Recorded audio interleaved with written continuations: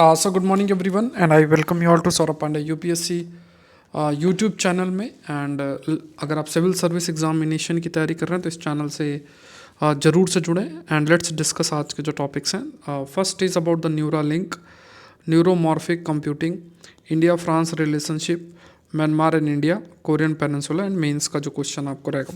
तो ये एक इंटरेस्टिंग टॉपिक है, that is Neuralink, science and technology का topic, we can include it under science and technology. ये भी एक साइंस एंड टेक्नोलॉजी का न्यूरोमॉर्फिक कंप्यूटिंग क्या होता है, ये एक साइंस का टॉपिक बनता है आपके लिए। इंडिया फ्रांस रिलेशनशिप की बात करें तो international relation, Myanmar and India international relation, Korean peninsula geography and IR. तो ये सारे टॉपिक्स आज हम लोग डिस्कस करेंगे एंड फिर आपका जो मेंस का क्वेश्चन है जो मैं आपको देता हूँ रहेगा। तो आज का मेंस का क्वेश्चन देख लो, explain the role of Myanmar in taking act east policy of India further. Bharat की एक्ट ईस्ट नीति को आगे बढ़ाने के लिए म्यांमार की भूमिका स्पष्ट करें। तो आप अपना आंसर सेंड कर सकते हैं Saurabh Pandey UPSC Telegram channel पे एंड इस नंबर पे कोई क्वेरी है तो आप मुझे मैसेज ज़रूर से करें। अगेन जो एक इम्पॉर्टेंट एस्पेक्ट है, अगर आप इस साल की तैयारी कर रहे हैं 2024 की, तो ये जो डिटेल्ड कोर्स है करंट अफेयर्स का, इस पर ज़रूर से जुड़ें। और इसमें मैं आपका 2 इयर्स का कवरेज रहेगा, सारा जितने भी आप कह सकते हैं न्यूज़पेपर्स और जितना भी कंटेंट है लास्ट 2 इयर्स का पूरा एक रिवीजन कोर्स होगा और लगभग आपके 150-200 पेज के नोट्स बनेंगे और इसमें 60 लेक्चर है। तो 2024 की जो तैयारी कर रहे हैं सिर्फ उन्हीं को ज्वाइन करना है। एंड पॉलिटी, इकोनॉमी, ज्योग्राफी, जितने भी सब्जेक्ट्स हैं इन सबको सब्जेक्ट स्पेसिफिक हमारा डिस्कशन होगा। तो अभी 20% ऑफ चल रहा है, उसका हिस्सा बन सकता है। सौरभ पांडे UPSC.com वेबसाइट पर जाना है एंड और you can download Saurabh Pandey CSE app और आप ज्वाइन कर सकते हैं। कोई क्वेरी है तो जो नंबर मैंने आपको दिया उस पर आप मैसेज मुझे कर सकते हैं, तो मैं ज़रूर से आप लोग को रिप्लाई करूँगा। एंड एडवांस करंट अफेयर्स की प्रीलिम्स टेस्ट सीरीज़ भी है चल रही है, उसका 16th टेस्ट है, संडे को शेड्यूल्ड है। तो ये टेस्ट भी आपको अटेंड करना है, लगभग टोटल 50 टेस्ट हैं, वीक में 2-2 टेस्ट होने लग जाएंगे। तो इस ऐप को आपको डाउनलोड करना है एंड अभी CSET की जो कोर्स है वो भी आपका चालू हो चुका है और बहुत इंपॉर्टेंट कोर्स है, उसमें 140+ घंटे हैं। तो CSET कोर्स अगर मतलब आपको आपका CSET वीक लगता है तो इस कोर्स से भी आपको ज़रूर से जुड़ना है, वो भी लिंक आपका दिया हुआ है, देख लेना आप। तो यहाँ पे साइंस की बात करें तो साइंस टेक का एक इंपॉर्टेंट टॉपिक है कि टेक्नोलॉजी आज के समय में कहाँ जा रही है। तो there is this concept Neuralink. Neuralink नाम की एक कंपनी है और इसका एम क्या है, ख़ास तौर से अगर आप देखोगे तो जनरली आपने देखा होगा जैसे कई हमारे जो एक मतलब टीवी चैनल्स में आपने कई चीज़ें देखी होगी, जो जैसे मान लो कई ऐसे प्रोग्राम्स आते हैं, जैसे रामायण आपने देखा होगा या ऐसे कई प्रोग्राम्स जो ऐसे पर बेस्ड होता। तो आप देखोगे जब ऋषि मुनि जो है बैठे रहते थे तो वो एक दूसरे से कम्युनिकेट करते थे, दूर बैठ के कम्युनिकेट करते थे, ऐसा टीवी में दिखाया जाता था। अब उसमें एक अगर देखा जाए इस प्रकार का जो थॉट प्रोसेस है तो थोड़ा सा हमें ये लग सकता है कि यार ऐसे कैसे पॉसिबल हो सकता है कि एक आदमी यहाँ बैठा है और कहीं दूसरा बैठा है। तो आज के समय में भी एक कंसेप्ट बोलते हैं टेलीपैथी। मतलब जैसे अब इसमें देखो ये टेलीपैथी तो नहीं है बट लेकिन फिर भी आप इस चीज़ को देखो कि एक ऐसी टेक्नोलॉजी डेवलप कर रहे हैं जिसमें जैसे मान लो एक चिप्स या ब्रेन में लगेगी और उसके माध्यम से बैठे बैठे जो कई सारे डिवाइसेस हैं उनको हम कंट्रोल कर सकते हैं। इवन ये भी कहा गया है कि बहुत सारी ऐसी जो बीमारियां हैं जो कि ब्रेन डिसऑर्डर से रिलेटेड आपकी हो सकती हैं, उसको भी सही करने में जो है प्रयास किया जा सकता है। तो फिलहाल के लिए इस प्रकार की एक चिप है जो कि ब्रेन से आप अटैच कर दोगे और उसके माध्यम से अपने थॉट जो विचार आते हैं ना, उन विचारों से आप फ़ोन को कंट्रोल करना, ये सारी चीज़ें। अब यही बात है कि हम अपने कंफर्ट की बात करें और इस टाइप के टेक्नोलॉजिकल जो इनोवेशंस हैं इस पर फिर हमारा इंक्लिनेशन इंक्रीज़ हो जाता है। तो एलन मस्क जो है उनकी ये उन्होंने ये बात हाईलाइट भी की है। एलन मस्क हैं, इन्होंने कहा है कि जो इम्प्लांट है from his computer brain interface company Neuralink over the weekend, तो पहला ह्यूमन जो है उन्होंने रिसीव किया इम्प्लांट। जो फर्स्ट ह्यूमन है he has received an implant from his computer brain interface and this Neura जो लिंक है it is basically trying to link nervous system को लिंक करना कंप्यूटर से। एंड ये जो एफर्ट है इसके माध्यम से कई ब्रेन डिसऑर्डर्स भी या ब्रेन इंजरीज़ हैं उसको टैकल करने के लिए प्रयास किया आपका जा सकता है। इस पर कई प्रकार के ट्रायल्स भी हैं। तो इसमें एक कॉइन शेप्ड जो डिवाइस है वो स्कल के अंदर, जो ब्रेन है, जो ऊपरी हड्डी है ब्रेन के ऊपर की, तो उसके अंदर जो सर है उसके अंदर इसको इम्प्लांट आपका किया जाएगा, जैसे स्टार्टिंग में मैंने डायग्राम बताया था। और ये एक बहुत ही थिन वायर्स के साथ ब्रेन से कनेक्ट किया जाएगा। एंड ये क्या सर्जरी करके इस वायर के माध्यम से मतलब ब्रेन से कनेक्ट किया जाएगा, और एक सिक्के की साइज़ का एक डिवाइस टाइप है वो आपका लगाया जाएगा, that will be their brain के विद इन आपका प्रेजेंट होगा, और उसको वायर के माध्यम से ब्रेन से कनेक्ट आपका किया जाएगा। और जो भी हम सोचेंगे उसके माध्यम से कई डिवाइसेस भी कंट्रोल किए जा सकते हैं। बहुत सारे ऐसे कई डिवाइसेस हैं, हम उसको कंट्रोल कर सकते हैं। तो इस तरीके से चीज़ें डेवलप आपकी हो रही हैं। एंड अब जैसे आप मान लो फ़ोन के खाली कंट्रोल करने के लिए तो हाथ से कंट्रोल कर लो, ब्रेन में इतना ये कॉइन जैसी चीज़ों को, डिवाइस को इंट्रोड्यूस करने की क्या ज़रूरत है। लेकिन जैसे कई ऐसे ब्रेन डिसऑर्डर्स आपके होते हैं जिसमें इंसान काफ़ी अफेक्ट होता है, तो ऐसी बीमारियों से टैकल करने के लिए भी कहा गया कि काफ़ी आपका हेल्पफुल रहेगा। अब ये प्रोडक्ट जो है टेलीपैथी शब्द जो है कही गई। अब इसमें ये भी हो सकता है कि आपके अंदर वो डिवाइस है, दूसरा कहीं बैठा है, उसका डिवाइस है, उसने भी लगा रखा है, तो आप यहाँ सोचोगे और आपकी सोच को ट्रांसफ़र किया जाएगा उस डिवाइस से, और वो डिवाइस जो है कनेक्टेड होगा दूसरे के मन में। तो आप समझो कि यहाँ पे जैसे आप फ़ोन से कम्युनिकेट करते हो, तो फ़ोन में क्या, फ़ोन को आपको कान के पास लेकर आए हो, फिर बोलोगे कि हेलो कैसे हो, ऐसा है, तो सामने वाला कहेगा मैं ठीक हूँ। तो यहाँ पे आप बस वो, क्योंकि डिवाइस आपके हैं तो आपके थॉट आपने सोचेगा अरे कैसे हो, तो वो जो उस सामने वाला है वो उसको रिसीव कर लेगा कि अच्छा कैसे हो, तो आपने कैसा हो, तो थॉट से ही आपको जवाब दे देगा। तो ये थॉट वाला काम चलता रहेगा। तो ये टेलीपैथी कंसेप्ट है। जैसे मैंने आपको बताया था कि कई जब टीवी चैनल्स में आते थे तो हमारे जो ऋषि मुनि थे तो उसमें दिखाया जाता था, मतलब टीवी चैनल्स में दिखाया जाता था। अब असली में है नहीं है वो अलग बात है, लेकिन टीवी चैनल्स में ये चीज़ देखी होगी आपने कि एक बैठे हुए हैं, और कई प्रोग्राम्स भी देखे होंगे जिसमें इस कंसेप्ट के बारे में दिखाया गया। अब रियल में कितना कंसेप्ट है वो अलग बात है, बट इस डायरेक्शन में टेलीपैथी के कंसेप्ट के डायरेक्शन पे अब ये जो न्यूरालिंक कंपनी है एलन मस्क की, वो कार्य आपकी करेगी। नेक्स्ट देखते हैं, ये भी साइंस टेक का टॉपिक आपका फ्रेम होता है, that is scientist fuse brain like tissue with electronics to make computers. तो देखो इसमें देखो ये प्रयास, एक न्यूरा कंप्यूटिंग एक टॉपिक हम लोग डिस्कस करेंगे। तो मान लो ये पूरी की पूरी चिप है और इसमें कुछ ब्रेन के टिश्यूज़ का इस्तेमाल किया जाएगा, और उस माध्यम से उसको वर्क कराना, लाइक है ना, जो कंप्यूटर है it behaves like a brain जैसे, क्योंकि ब्रेन जैसी आप कह सकते हो सोफिस्टिकेटेड चीज़ें तो इंसान अभी तक नहीं बना पाया है, लेकिन ब्रेन की प्रॉपर्टी का इस्तेमाल किया जा सकता है। अब जब ब्रेन के टिश्यूज़ जो हैं उनको यूज़ करके और फिर कंप्यूटर से डेवलप करना, तो ये एक प्रयास किया जा रहा है। तो ऐसे बहुत सारे, जैसे मानो न्यूरॉन्स बेसिकली स्मॉल सेल्स हैं जो कि हमारे ब्रेन, मतलब यही न्यूरॉन्स कनेक्ट करके हमारे जो ब्रेन है उसको डेवलप करते हैं। तो ये न्यूरॉन्स की लेयर्स आपकी डिफरेंट आपकी बनाई जाएगी, इनको फिर कनेक्ट किया जाएगा, और कनेक्ट करके और फिर ये कंप्यूटिंग या कंप्यूटर्स जो हैं वो डेवलप आपके किए जाएंगे। तो और इसमें ये भी कहा गया कि जो जैसे मान लो हमारे ब्रेन हैं, ब्रेन के अंदर मेमोरी भी होती है, मेमोरी सेल्स होते हैं, तो उन्हीं मेमोरी सेल्स को डेटा स्टोरेज के लिए इस्तेमाल होगा। तो जैसे मान लो कि ब्रेन टिश्यू है, ब्रेन टिश्यू में मेमोरी ये प्रेजेंट है, उनको डेटा स्टोरेज के रूप में लिया जाएगा, और फिर जो ये न्यूरोमॉर्फिक कंप्यूटिंग है उसको डेवलप आपका किया जाएगा। तो ये बेसिकली न्यूरॉन्स हैं, इसे हम न्यूरॉन्स बोलते हैं। यही सारा कनेक्ट करके और फिर जो ब्रेन डेवलपमेंट आपका पूरा का पूरा होता है। तो ये पूरा इसका स्ट्रक्चर दे रखा है। इसका पीडीएफ आपको Saurabh Pandey UPSC Telegram channel या सौरभ पांडे UPSC.com वेबसाइट के अंदर आपका मिल जाएगा। देखो ऐसा बहुत सारा कंटेंट है, खासतौर से science and technology, geography, environment, international relation, agriculture जैसी चीज़ें हैं जो आपको इस साल के प्रीलिम्स के लिए कवर करनी है, जो कि मैं कवर करूँगा 10 फरवरी से। जो कोर्स आपका आ रहा है 2 साल के करंट अफेयर्स को मैं पूरे तरीके से आपके लिए कवर करूँगा। तो 2024 की जो तैयारी कर रहे हैं उनको आपको जरूर से इससे जुड़ना है। सारी जो डिटेल है आप सौरभ पांडे UPSC.com वेबसाइट पे आपको मिल सकती है। तो ये चीज़ें ध्यान में रखना, ये कंटेंट इस तरीके से आपको आइडिया होना चाहिए। अब जैसे मान लो 2 न्यूरॉन्स जुड़ते हैं ना, तो उनके बीच की जो स्पेसिंग होती है उसे साइनेप्सिस बोलता है।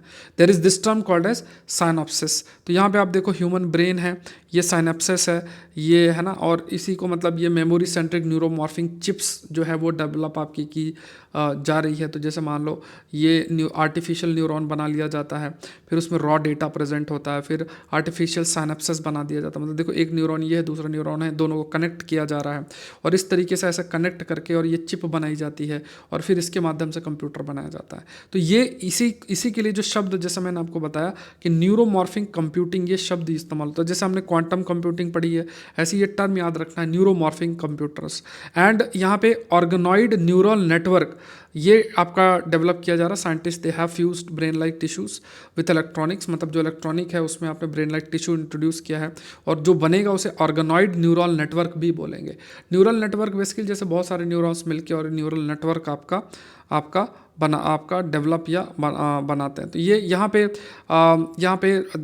Development of artificial neural network, जैसे हमारे ब्रेन में तो आपका न्यूरल नेटवर्क प्रेजेंट होता ही है, लेकिन आर्टिफिशियल जो न्यूरल नेटवर्क है उसको क्रिएट करना बाय जॉइनिंग वेरियस न्यूरॉन्स जो हैं उनको आर्टिफिशियल सेंस में। जैसे ये डायग्राम मैंने आपको बताई थी, ये क्या है, आर्टिफिशियल न्यूरल नेटवर्क बना रहे हो। एक न्यूरॉन ये है, एक न्यूरॉन ये है, इसको साइनेप्सिस के माध्यम से कनेक्ट किया। असल में ब्रेन में इस तरीके से कनेक्टिविटी होती है, न्यूरॉन्स होते हैं, बट ये इस प्रकार से जो ब्रेन टिश्यूज़ है उनका इस्तेमाल करके आपका डेवलप किया जा रहा है। तो ये कंप्यूटर्स जो हैं न्यूरोमॉर्फिक बेसिकली डेवलप बेस्ड आपके होते हैं, what we call it as artificial neural network. अब इसमें क्या है, separating memory and processing. So यहाँ पे ये भी कहा गया कि जो मेमोरी यूनिट्स हैं एंड डेटा प्रोसेसिंग यूनिट्स, ये दोनों सेपरेट्स होते हैं। लाइक हार्डवेयर की अगर हम बात करें इन विच जिसमें न्यूरल नेटवर्क है, इसमें एक प्रॉब्लम भी है कि जो मेमोरी यूनिट और डेटा प्रोसेसिंग यूनिट वो आपके सेपरेट होते हैं। जब न्यूरल नेटवर्क ऑपरेट करेगा तो जो नेटवर्क है it will have access the data in the memory unit and bring it to the processing unit and work on it and needs to do many times और। तो जैसे मान लो इसमें देखो सिंपल सी बात है कि इसमें जैसे आपके पास जो प्रोसेस्ड डेटा आएगा, ये न्यूरॉन है, तो दो सेपरेट यूनिट होंगी। तो यहाँ पे जो एक मेमोरी यूनिट और डेटा यूनिट दो डिफरेंट एरियाज़ पे आपका प्रेजेंट रहेगा और ये प्रोसेस डेटा रीच करेगा आपका मेमोरी यूनिट पे। जैसे ब्रेन के अंदर मेमोरी आपकी जैसे एक तरीके से स्टोर होती है और कोई चीज़ अगर एक्ट करिए डेटा पर, अगर वो काम करती है तो कहीं ना कहीं उस डेटा को स्टोर करना पड़ेगा in the form of memory, जिसको हम इस्तेमाल कर सकते हैं। तो अब सरकार जो साइंटिस्ट है वो न्यूरोमॉर्फिक जो चिप है उसको बना रही है एंड दैट इंक्लूड्स इसमें जिसमें एक प्रकार की जो मेमोरी है वो प्रेजेंट रहेगी, मतलब डेटा और मेमोरी दो डिफरेंट ना रहे, तो इस पर भी कार्य किया जा रहा है। और इस चिप का इस्तेमाल किया जा सकता है कंप्यूटर विजन और स्पीच रिकॉग्निशन के लिए भी किया जा सकता है। क्योंकि देखो जैसे हम लोग हैं तो हमारा ब्रेन इतना ट्रेंड है कि हम बेसिकली कोई कुछ बोल रहा है उसको हम समझ सकते हैं, हम देख के कंक्लूड कर सकते हैं। बट यही ब्रेन टिश्यूज़ का इस्तेमाल करके जो ये न्यूरोमॉर्फिक चिप बनाई जाती है तो उसको भी हम इस्तेमाल कर सकते हैं जो स्पीच रिकॉग्निशन और इन सब के लिए भी हम कर सकते हैं। So scientist made them by extracting human pluripotent stem sales. Pluripotent stem sales का मतलब क्या होता है, ये एक ऐसे जैसे मान लो पूरा हमारा शरीर जो है वो सेल्स का है, तो you have a stem cells. तो स्टेम सेल्स बेसिकली ऐसे सेल्स होते हैं जिनका इस्तेमाल करके डिफरेंट ऑर्गन्स और ये सब बनते हैं। धीरे धीरे यही सेल्स जो है डिफ्रेंशिएट होके डिवाइड करके और डिफरेंट सेल्स ऑर्गन्स आपके बनते हैं। तो ये आपको ध्यान में रखना। तो ह्यूमन जो प्लूरिपोटेंट स्टेम सेल्स हैं, they have the ability, they have like they can be used, जिसके माध्यम से हम what we call it as जिसके माध्यम से वी कैन से कि जैसे मान लो ये जो आर्टिफिशियल न्यूरॉन्स हैं या ब्रेन टिश्यूज़ हम क्रिएट कर सकते हैं। ऐसा नहीं है कि हम ब्रेन टिश्यूज़ के लिए फिर हम किसी के ब्रेन से ले रहे हैं, ऐसा नहीं है। मतलब ये हम आर्टिफिशियली भी प्रोड्यूस कर सकते हैं by using pluripotent stem sales का इस्तेमाल करके। और ये जो बनाएंगे उसे हम ब्रेन ऑर्गेनॉइड्स भी बोलेंगे। एंड जो ब्रेन ऑर्गेनॉइड्स हैं जिसमें लाइक और डिफरेंट टाइप्स ऑफ जो ब्रेन के सेल्स हैं वो आपके प्रेजेंट होंगे और इनका हम इस्तेमाल कर सकते हैं इन प्रोड्यूसिंग न्यूरो जो मॉर्फिक कंप्यूटिंग है। तो देखो आपको समझना न्यूरोमॉर्फिक कंप्यूटिंग होती क्या है और इसमें क्या है, मेमोरी और डेटा वाला पॉइंट भी याद रखना। तो ये बहुत इंपॉर्टेंट है। देखो हमने एक तो नॉर्मल कंप्यूटर्स हमने पढ़ा हुआ है, फिर क्वांटम कंप्यूटर्स एक टर्म है जिस पर यूपीएससी ने भी प्रीलिम्स में क्यूबिट्स और इनका प्रश्न पूछा है, और ये एक न्यूरोमॉर्फिक कंप्यूटिंग है। तो ये पहली बार आया है, मैं जब से आप कह सकते हो कि एनालिसिस कर रहा हूँ लगभग हो गया 6 साल के ऊपर हो गया होंगे। तो उसमें ये न्यूरोमॉर्फिक कंप्यूटिंग पहली बार आया है। नेक्स्ट देखते हैं what make the India France strategic partnership tick. तो ये टॉपिक आपका जो है इंटरनेशनल रिलेशन का है, एडिटोरियल के अंदर हम लोग डिस्कस कर रहे हैं। और जैसे मैंने आपको कहा, जो लोग न्यूज़पेपर से नहीं मतलब जिनको अवेयरनेस है, तो आपकी प्रिपरेशन में बहुत बड़ा रोल इनका होता है टॉपिक्स को अंडरस्टैंड करना, अपने स्टैटिक को अच्छा करना है। इसके बाद उनका जो एप्लीकेशन है वो इन्हीं के माध्यम से ही आप कर सकते हैं। तो जैसे international relation, geography, science and technology, agriculture, बहुत सारे एरियाज़ हैं जिस पर आपको फोकस आपका करना है। तो इस बार अगर आपको देखा होगा कि इंडिया की जो रिपब्लिक डे परेड थी, तो उसमें जो चीफ गेस्ट थे तो फ्रांस के प्रेसिडेंट आपके थे। तो ये कुछ कंटेंट आपको ध्यान में रखना है। जैसे लाइक ये देख लेना, 17वीं शताब्दी में दोनों नेशन मतलब एक ट्रेड रिलेशन तब भी था इनके बीच में। 1947 में फ्रांस ने इस्टेब्लिश किया डिप्लोमेटिक रिलेशन इंडिया के साथ, कि इंडिया जब आज़ाद हुई, एक एग्रीमेंट फ्रांस और इंडिया के बीच में 1948 के अंदर भी आया। एंड ये रहा।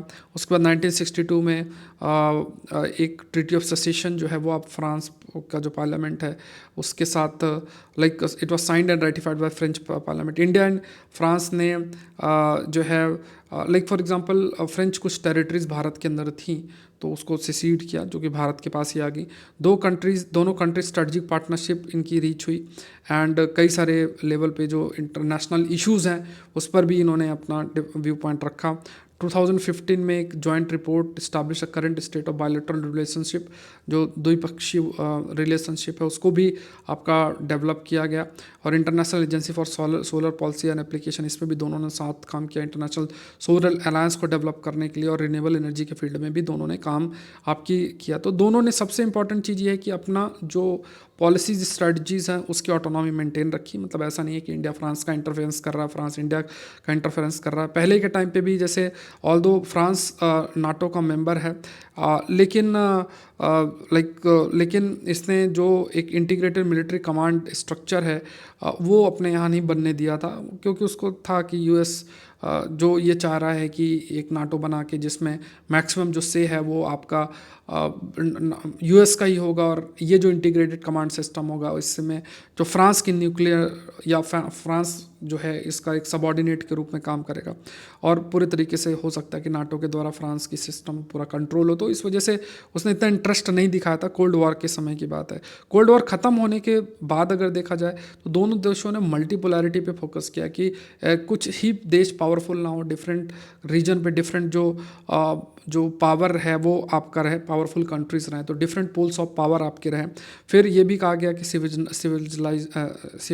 सिविलाइजेशनल लिंकेज के साथ में प्लस ये भी है कि ऐसा नहीं कि मान लो हम बहुत इंटेलिजेंस है, बहुत ज़्यादा इंटेलेक्चुअल हैं तो एक दूसरे को ज़्यादा ही एक दूसरे को ज्ञान देने का प्रयास करें। तो इस चीज़ से भी हमने बचा। इंडिया फ्रांस दोनों लेवल पे अपना जो भी है कोऑपरेशन में हमने nuclear, space, defence in areas पे एक्सपैंड किया। पहले तो ये 3 एरियाज थे ही, अब counter terrorism, intelligence sharing, cyber security जैसे इश्यूज़ हैं ये भी आपके इंक्लूड हो गए, जहाँ पे दोनों आपके कोऑपरेट कर रहे हैं। क्लाइमेट चेंज का एक बड़ा एरियाज़ बन गया है, आर्टिफिशियल इंटेलिजेंस का एक बड़ा एरिया बन गया है। फिर यूक्रेन और गाज़ा के अंदर जो भी आपका युद्ध की स्थिति उस पर भी जॉइंट स्टेटमेंट आया। डिफेंस के एरिया में राफेल एक है ही, इसके अलावा स्कॉर्पियन सबमरीन भी है, मझगांव डॉक शिपयार्ड लिमिटेड, जो कि limited with the transfer of technology from the naval group. तो इसमें भी फ्रांस का एक रोल है। फर्दर टेक्नोलॉजी शेयरिंग भी एक एमओयू भी साइन किया गया, रडार इक्विपमेंट डेवलप करने के लिए, शॉर्ट रेंज मिसाइल डेवलप करने के लिए। जॉइंट मिलिट्री एक्सरसाइज है नेवी, एयरफोर्स, आर्मीज़ के बीच में, इनके दोनों देशों के बीच में। तो ये भी एक डिफेंस रिलेशन का ही है। फिर रफाल हमने जो एयरक्राफ्ट है वो भी ली है। फिर एक डिफेंस इंडस्ट्रियल रोड मैप दोनों देशों के बीच में है। टाटा एडवांस सिस्टम और एयरबस इन्होंने कंक्लूड भी किया एक एग्रीमेंट को to set up a final assembly line by 2026, जिसमें एक civilian H125 civilian helicopters develop करने की बात आपकी की गई है। तो ये सब चीज़ें भी हैं। इसके अलावा भी श्रीहरिकोटा के अंदर श्रीहरिकोटा से कई ऐसे मिशंस को भी लॉन्च किया गया फ्रेंच के असिस्टेंस के माध्यम से। ये भी एक स्पेस का जो डोमेन है, दोनों ने कोऑपरेशन 1960 से अपना कोऑपरेशन इंक्रीज़ काफ़ी हद तक किया है, जो हमारी स्पेस एजेंसी है और फ्रांस की जो space agency that is French space agency. क्योंकि देखो आज के समय में देखो ये बहुत इंटरेस्टिंग चीज़ है कि देशों के बीच में जो कोऑपरेशन का एक बेसिस है वो टेक्नोलॉजी बेस्ड चीज़ें हैं। तो स्पेस टेक्नोलॉजी हो गई, डिफेंस, न्यूक्लियर एनर्जी आपकी हो गई। तो ये एक बेसिस बन गई है देशों के बीच के रिश्तों को डेवलप करने के लिए। फिर एमओयू भी साइन किया है न्यू स्पेस इंडिया लिमिटेड और government of India company under department of space and commercial arm of ISRO और French satellite launch company Arianespace, ये दोनों ने मतलब एमओयू भी आपका साइन किया है। लेकिन दूसरे दोनों लेवल पे देखा जाए तो एक बड़ा चैलेंज ये है कि कैसे ये कमर्शियल और सिविलियन स्पेस जो है, कमर्शियल और जो सिविलियन स्पेस में अपने पार्टनरशिप को इंक्रीज़ कर सकते हैं। ऑल दो कई एरियाज़ में, चाहे एग्रीकल्चर हो, जाए एनवायरनमेंट हो, सिविल एविएशन हो, आईटी है, इंफॉर्मेशन टेक्नोलॉजी है, अर्बन डेवलपमेंट, ट्रांसपोर्टेशन, ये भी ऐसे एरियाज़ हैं जहाँ पे जॉइंट वर्किंग ग्रुप है साथ में काम करना और कैसे कोऑपरेट कर सकते हैं, इस पर भी इन्होंने थोड़ा सा प्रयास आपका किया है। हायर एजुकेशन पे भी काफ़ी सारे इंडियंस जाते हैं तो इस नंबर को बढ़ाया गया। वीज़ा का जो थोड़ा सा उसको भी आसान किया गया है, लाइक 5 ईयर सशगन वीज़ा। सशगन वीज़ा ऐसा होता है जिसमें मान लो जो ईयू के देश हैं उसमें एक जब आपने सशगन वीज़ा लिया तो आप सारे देश में विजिट कर सकते हैं। फिर एक यंग प्रोफेशनल स्कीम भी है under the migration mobility partnership agreement, तो ये उसमें भी ये चीज़ काफ़ी हेल्पफुल आपकी रहेगी। और जो हायर एजुकेशन में यूनिवर्सिटीज़ हैं, जैसे मान लो हमारी यूजीसी है और उसके जो कुछ रूल्स हैं उसमें भी कुछ ना कुछ आपका रिलैक्सेशन हुआ है, जिसके तहत इवन जो फॉरेन यूनिवर्सिटीज़ हैं वो हमारे देश में आके जो भी वी कैन से अपना कैंपस जो है वो सेट कर सकते हैं। स्ट्रेटजिक कूटनीतिक जो पार्टनरशिप है उसका उस पर भी दोनों एग्री किए हैं एंड जो भी है मतलब उस चीज़ को भी समझा है। Does not require convergence on all issues, मतलब ये नहीं कि हर इश्यूज़ में साथ सी चीज़ें साथ ही रहें। मतलब जैसे मान लो एक डिफरेंट एक थिंकिंग है फ्रांस को यूक्रेन को लेके, इंडिया की डिफरेंट रहेगी क्योंकि इंडिया की क्लोजनेस रशिया के साथ है। तो ये सब मतलब अपना जो स्ट्रेटजिक ऑटोनॉमी उसको भी मेंटेन करने की बात की गई है। नेक्स्ट देखते हैं finding light in Myanmar darkness, ये भी इंटरनेशनल रिलेशन का टॉपिक है म्यांमार इंडिया के कंटेक्स्ट में। तो लेट्स इसको डिस्कस कर लेते हैं। तो यहाँ पे अच्छा 5 AM सीरीज़ आज मैंने अपलोड कर लिया तो आप लोग गो थ्रू हो जाना। देखो ये इंडिया है और बहुत इंपॉर्टेंट रोल है। जैसे अगर आप देखोगे ना तो हमारी जो एक्ट ईस्ट पॉलिसी है उसके तहत हम अपने नॉर्थ ईस्टर्न रीजन को इस एरिया से कनेक्ट करना चाहते हैं, मतलब जो साउथ ईस्ट एशियन देश है उनके साथ कनेक्ट कर सकते हैं। और बीच में म्यांमार है, तो इस समय म्यांमार में मिलिट्री रूल है, ये मैंने आपको पढ़ा भी रखा कई बार, मिलिट्री रूल है। तो इस वजह से हम एक प्रकार से जो भी, और इसको पूरा सपोर्ट चाइना का है। तो आप ये कह सकते हो कि हमारा जो ये एक्ट ईस्ट पॉलिसी है जिसके तहत हम ये कनेक्टिविटी स्टैब्लिश करना चाहते हैं। इवन अगर आप क्वाड की भी बात करो तो इंडो पैसिफिक वाला पार्ट है उसका एक्सटेंशन हो रहा है और काफ़ी अधिक यहाँ पे जापान का प्रेजेंस भी बढ़ रहा है। तो ये था कि इस कॉरिडोर को अगर डेवलप कर दिया जाए तो जो इंडो पैसिफिक को जो कॉन्टिनेंटल एरिया है वो आपको मिल जाएगा। तो खाली समुद्र तक सीमित जो इंडो पैसिफिक का जो ग्रुपिंग है वो सीमित ना रहे। लेकिन अब चाइना भी अपने कॉरिडोर्स इस रीजन में काफ़ी हद तक आपका डेवलप कर रहा है। तो देखो आप चाइना का ही देखो, यहाँ पे कंटिन्यूस बेसिस में म्यांमार उसके लिए बहुत इंपॉर्टेंट है। और ये पूरा का पूरा जो रूट है, इस पूरे रूट को अगर आप समझो तो देखो ये पूरा रूट जो है इस तरीके से डेवलप वो कर रहा है। तो इस पूरे रीजन पर अपना वो प्रेजेंस बढ़ाना चाहता है। अगर आप इस चीज़ को स्टडी करो, इसमें म्यांमार का एक बड़ा रोल है, पाकिस्तान में चाइना पाकिस्तान इकोनॉमिक कॉरिडोर का बड़ा रोल है, फिर यहाँ मालदीव्स का इसके लिए बड़ा रोल है, श्रीलंका में इसका बड़ा एक रोल आपका बन जाता है। तो आप खुद देखो कि जो पूरा का पूरा एक ओवरऑल ऑब्जेक्टिव, अब इसमें देखो भारत बीच में आ गया, भारत इधर भी एक्सटेंड नहीं कर सकता, भारत इधर भी एक्सटेंड नहीं कर सकता है। तो ये सब क्या ना हम इधर एक्सटेंड कर सकते हैं क्योंकि म्यांमार के माध्यम से चाइना ने हमें ब्लॉक कर रखा है। अब फर्दर यहाँ पे एक्सटेंशन मालदीव्स के माध्यम से करना चाहता है, इधर एक्सटेंशन रोकना चाहता है, श्रीलंका के माध्यम से करना चाहता है। तो ये ही सारा चैलेंज है। तो मैरीटाइम रीजन में या कॉन्टिनेंटल रीजन में हमें बांध के रखना चाइना चाहता है। तो अब उसमें इनका एक इस ऑब्जेक्टिव को पूरा करने में म्यांमार का भी एक बड़ा रोल आपका बन सकता है। तो ये एक चीज़ है जो इंडिया को देखनी पड़ेगी। जैसे ये म्यांमार है तो म्यांमार में जो भी डिस्टर्बेंस सारी चीज़ें हैं, ऑल्दो जैसे हमने कई सारे ऐसे प्रोजेक्ट है, जैसे एक ये प्रोजेक्ट है हुगली रिवर कोलकाता से होते हुए, फिर सितवे पोर्ट, फिर पैलेटवा होते हुए और फिर हम एजवाल तक जो है वो जुड़ रहे हैं। ये एक है, हमने इस प्रोजेक्ट पे काम किया है। और यहाँ पे भी देखा जाए तो जैसे ये थोड़ा मैपिंग में देखना तो मिडस्टोन डैम म्यांमार में लोकेटेड है। इसके बाद लटपा दांग कॉपर माइन लोकेटेड है, यहाँ पे ध्यान रखना है। उसके बाद क्याओप्यू करके स्पेशल इकोनॉमिक जोन और आपका पोर्ट भी है। तो ये सब चीज़ें थोड़ा सा आपको देखना चाहिए जो कि मैपिंग के कंटेक्स्ट में बहुत इंपॉर्टेंट आपका बन जाता है। सो अभी क्या है कि इलीगल मिलिट्री कू कैरी आउट हुआ है, किया गया है म्यांमार म्यांमार के अंदर, म्यांमार को Sikh man of south east Asia भी कहा जाता है। म्यांमार में बहुत सारे डिफरेंट इथनिक ग्रुप हैं उनका, और उसमें कहा जाता है कि वो बहुत ज़्यादा एज अ डिप्राइड रिप्रेजेंटेशन नहीं रहता है, इस वजह से वो आर्म्स उन्होंने उठा लिया है। और ऑल दो उन्होंने आर्म्स उठा लिया, जैसे उठा भी लिया, लेकिन उसमें वो बहुत सारी चीज़ें, मतलब एक इलीगल भी बहुत चीज़ें हैं, ह्यूमन ट्रैफिकिंग, ड्रग ट्रैफिकिंग, ये सब चीज़ें भी एक है। अब जो भी म्यांमार में डेवलपमेंट होगा, क्योंकि अभी वहाँ पे डेमोक्रेटिक सरकार नहीं है, डेमोक्रेटिक सरकार हटा के और वहाँ पे मिलिट्री रूल है, तो जो भी म्यांमार में होगा उसकी वजह से जो देश हैं, ये देश आपके काफ़ी अधिक अफेक्ट होंगे। फिर जो पावर आर्किटेक्चर है, जिसमें पॉलिटिकल क्लास और इथनिक ग्रुप्स वहाँ पे प्रेजेंट हैं, और दोनों लेवल पे अगर देखा जाए, डिफरेंट इथनिक ग्रुप्स अगर उनको रिप्रेजेंटेशन नहीं है, तो एक युद्ध की स्थिति भी कई प्रकार बनी रहेगी। जैसे रोहिंग्यास की बात करें, या कई नदन पार्ट में ऐसे बहुत सारे इथनिक ग्रुप्स हैं जो कि सरकार वहाँ की मिलिट्री रूल से लड़ भी रहे हैं। जो सो पॉलिटिकल क्लास बेसिकली अभी रिप्रेजेंट होता है बाय अनरिकॉग्नाइज्ड ग्रुप, जिसका नाम है नेशनल यूनिटी गवर्नमेंट, ये है। और ऑल दो ये थाईलैंड से रन आपका ये गवर्नमेंट आपकी करती है, जो नेशनल यूनिटी गवर्नमेंट की बात करें तो। और इसमें मतलब they have one many battles against the army, rural बमार एरिया है वहाँ पे अगर देखा जाए तो। ये एक थाईलैंड से ये चीज़ों को अंडरग्राउंड चीज़ें रन की जा रही हैं। ऑल्दो अभी जो वहाँ कंट्रोल है वो आर्मी का है, बट ये नेशनल यूनिटी गवर्नमेंट है कि हम वहाँ पे डेमोक्रेटिक सिस्टम को लाएंगे, इस उद्देश्य से उनकी लड़ाई भी कंटिन्यूस बेसिस में चल रही है। तो थाई बॉर्डर और म्यांमार बॉर्डर में कई युद्ध की स्थिति बनी आपकी रहती है। फिर कई सारे दूसरे जो इतने ग्रुप्स हैं, Myanmar national democratic alliance army, अरकान आर्मी, तांग नेशनल लिबरेशन आर्मी, इनके और आर्मी जो म्यांमार की है उनके बीच में युद्ध आपका चलता रह रहा है। तो ये जो डिस्टर्बेंस होगा, इससे हमारा भी कई जैसे साउथ ईस्ट एशियन देश भी तो अफेक्ट होंगे, थाईलैंड जैसे। इसके अलावा भी हमारा जो नॉर्थ ईस्टर्न रीजन है वो भी अफेक्ट होगा। मणिपुर में अभी जो भी हो रहा है उसमें ये भी एक बड़ा फैक्टर है, जो कि एक युद्ध की स्थिति होने की वजह से बहुत सारे जो डिफरेंट इथनिक ग्रुप्स के लोग भी मणिपुर जैसे एरियाज़ में एंटर कर गए हैं, और वो फिर डिपेंडिंग अपॉन उनका इंक्लिनेशन और जो भी है उस वजह से जो एक लड़ने की टेंडेंसी जो है वो डेवलप हुई है। मतलब एक प्रकार से जो एक डिफरेंट इथनिक ग्रुप्स में एक टेंशन की स्थिति जो है वो आपकी डेवलप हुई है।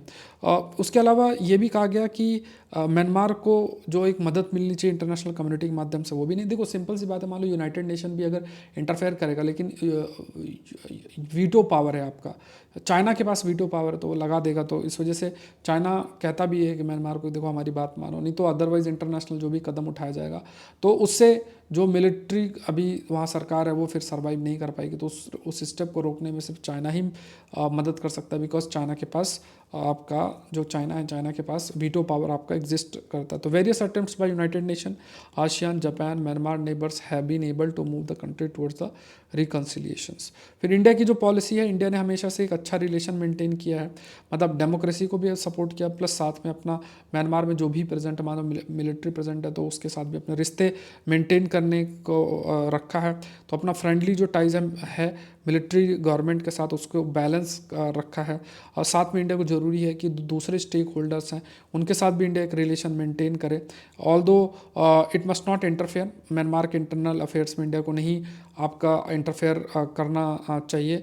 इंडिया को अपने नेशनल इंटरेस्ट पर जो है ध्यान में रखना चाहिए। पहले जैसे मान लो बहुत सारे जो रिफ्यूजीज़ आ रहे हैं मिज़ोरम और मणिपुर में, उसके नंबर तेज़ी से बढ़ रहे हैं, और कई प्रकार की इलीगल एक्टिविटी म्यांमार के अंदर होती है, ह्यूमन ट्रैफिकिंग, ड्रग ट्रैफिकिंग, उसको कैसे रोका जाए। कम्युनिकेशन जो लिंक है सर्टेन जो डिफरेंट रेजिस्टेंस ग्रुप है उसमें कैसे इंक्रीज़ आपका करें। एंड क्योंकि जो भी ये नहीं करेंगे तो फिर ये पॉसिबिलिटी रहेगी कि आर्मी जो म्यांमार की और इनके बीच अगर युद्ध की स्थिति होगी तो बहुत सारे लोग माइग्रेट करके भारत आएंगे।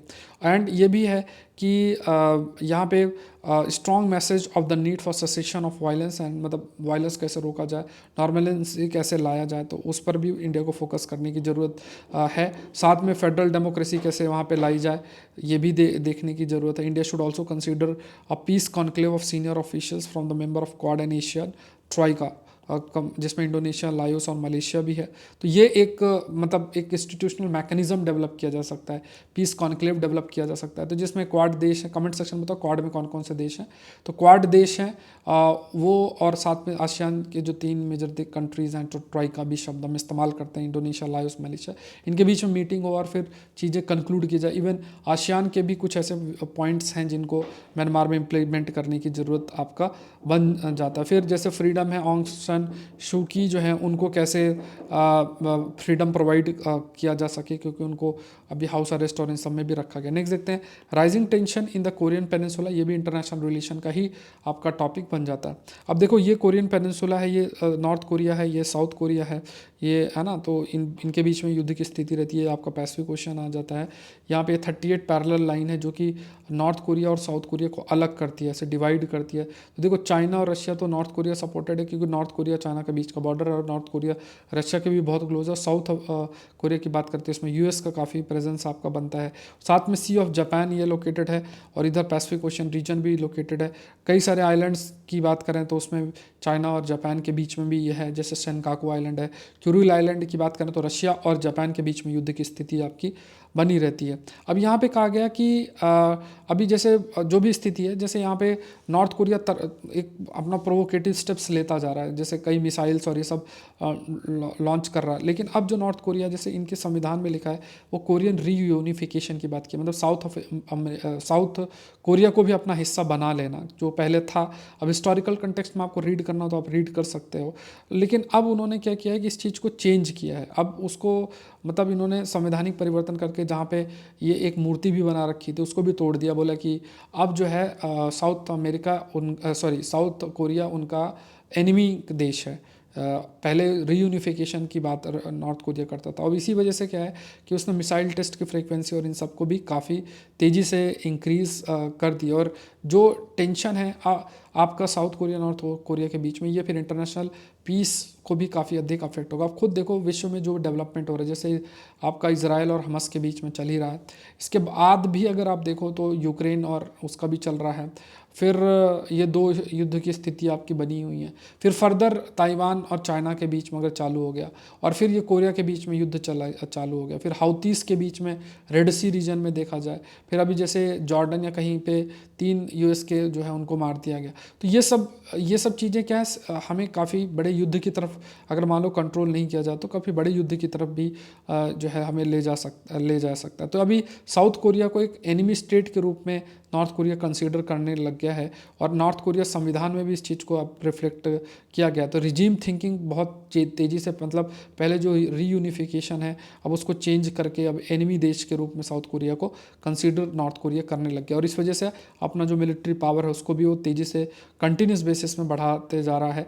जैसे हाइपरसोनिक मिसाइल और इन सबको भी वो डेवलप कर रहा है। US, Russia, China, India, Iran ये हाइपरसोनिक वेपन्स डेवलप कर रहे हैं। अब इन देशों के साथ हाइपरसोनिक मतलब इवन जो मिसाइल वॉइस जो साउंड की स्पीड से भी काफ़ी तेज़ चल सकती हैं।